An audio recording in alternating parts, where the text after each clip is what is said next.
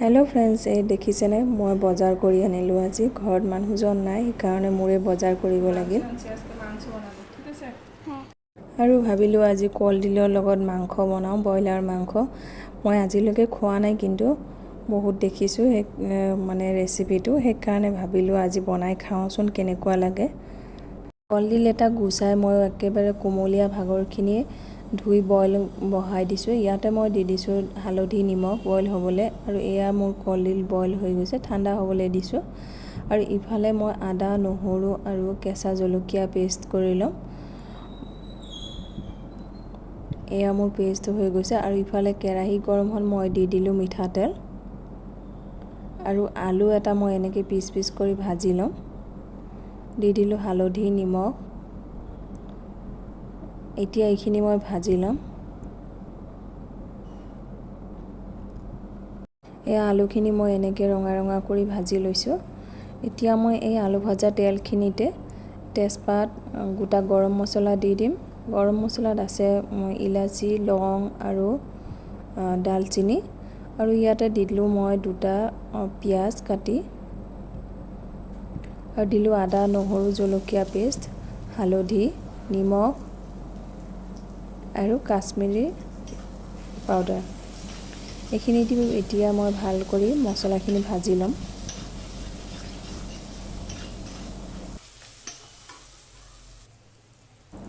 এতিয়া দিম মই ইয়াতে জিৰাৰ গুড়ি, ধনিয়া গুড়ি আৰু চিকেন মছলা। এইখিনি দি লাৰি ভাল কৰি ভাজি ল'ম। আৰু দি দিম এতিয়া এই মাংসখিনিৰ লগত মছলাখিনিৰ লগত ভাল কৰি লাৰি ভাজি ল'ম।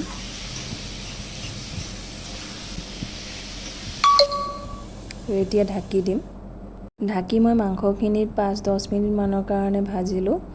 এতিয়া মই ইয়াতে দি দিম কলফুলখিনি। এয়া মই কলফুলখিনি কাটি দিছোঁ। এইখিনিৰ লগতো মই ভাল কৰি লাৰি ভাজি ল'ম।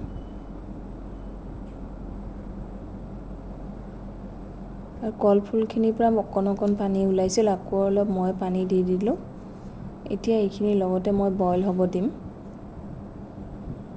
আৰু লগতে দি দিম আলুখিনি। ভাজি ৰখা আলুখিনি দি দিলোঁ।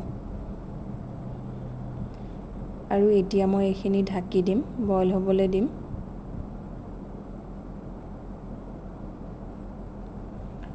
ঢাকি দিয়া 10-15 মিনিটৰ পিছত দেখিছেনে, এয়া মোৰ মাংস ৰেডি।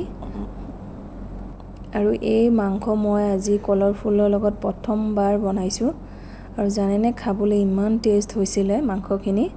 যদি আপোনালোকে কোনোবাই কলৰ ফুলৰ লগত মাংস বনাই খোৱা নাই, তো নিশ্চয় এবাৰ বনাই খাই চাব, ভাল পাব।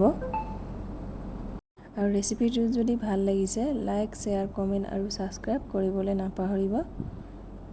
ইফালে মাংসখিনি হোৱাৰ পিছত আৰু আমি ৰখা নাই, আৰু কেতিয়া পাৰোঁ খাই টেষ্ট কৰি চাবৰ কাৰণে আমি দুজনীয়ে ভাত খাই ল'লোঁ। দেখিছেনে, এয়া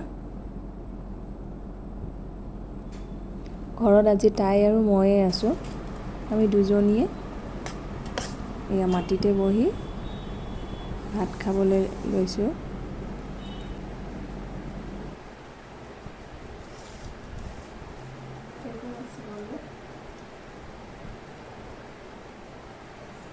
তেনেহ'লে ৰেচিপিটো আজিলৈকে ইমানেই। ভাল লাগিলে নিশ্চয় লাইক কমেণ্ট শ্বেয়াৰ কৰি দিব। Bye bye.